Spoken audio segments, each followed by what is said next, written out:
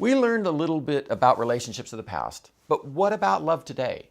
I think just as we spent some time looking at the relationships in the past, we should take stock of where we are today in love. Let's take a look at a couple statistics.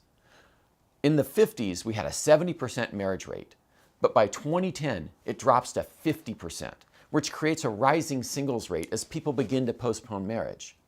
The median age for marriage in the 60s is early 20s, and now the median age for a first marriage is closer to 30. Those are really big shifts in such a short amount of time. High divorce rate, more single people than ever, and people are delaying marriage. You got to ask yourself why that is.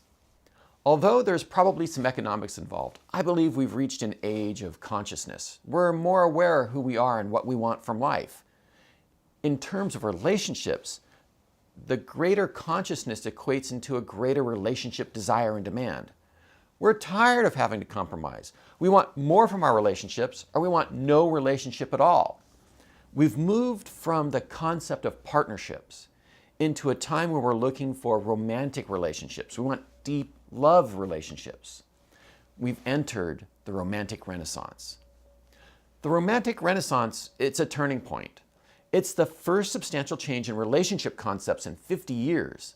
We've begun to reject the concept of having to settle and suffer. As an example, Andrew Sherlin, a sociologist at Johns Hopkins, recently wrote, "Family life is no longer about playing the social role of father or husband or wife. It's more about individual satisfaction and self-development." Singles are looking more for soulmate relationships.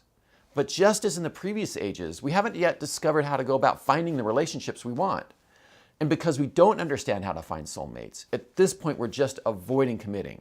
It seems that people would rather be alone than to put up with the relationship issues we've had in the past. So we want deep love, or we want no love at all. We want more, but there's a catch. We're looking for soulmates in exactly the same way that we looked for love in the age of divorce. I'm going to say that again. We're looking for soulmates in exactly the same way as we looked for love in the age of divorce. The search for a typical traditional marriage and the search for a soulmate are two completely different things, and they require two completely different strategies. If we're going to follow that same old pattern of meet, match, learn to adapt, marry, and mismatch, the relationship is going to end in divorce. This is why we still have a 50% divorce rate. The romantic renaissance has brought about a change in what we desire, but our methodology for finding it hasn't changed. How can we ever be successful in finding a soulmate? How can we ever be successful in finding deep love if we continue to cling to the old ways of dating? Here's your takeaway. The takeaway is that if you're going to find a soulmate, you have to follow Billy Bean's example and find the real problem and think of a completely different solution to that problem. Speaking of which, did you see the real problem? Have you found it yet? If not, stay tuned because in the next segment, I'm going to tell you what the real problem is. Up next is the answer.